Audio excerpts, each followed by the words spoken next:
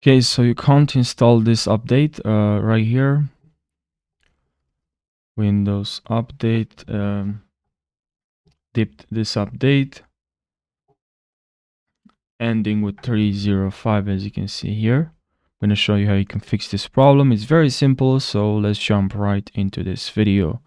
So what you gotta do is just to head over to system. That's step number 1. And here what you have to do is to click on troubleshoot. Click on troubleshoot and then click on other troubleshooters. And here you should find Windows Update. Just run this Windows Update. Detect problems.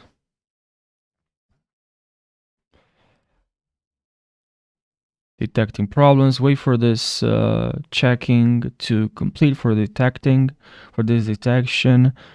And once that is finished, once this is completed, now the next step, press on your keyboard Windows logo plus I, and then here click on storage. I'm gonna close this, but make sure you wait for that. And here click on temporary files.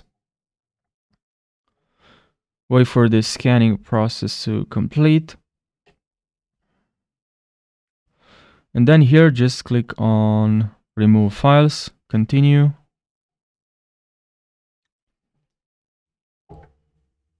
And now the next method is, if that didn't work and you still have the same problem, you can't install this update. If you click here on download and install, it simply doesn't work. It gives you some error. Another method is to simply head over to this website. I'll leave this website in the description of this video. You can simply copy the update. And here we can find the update, and just click on download. Click on this hyperlink. And here it's very simple. Just click on save.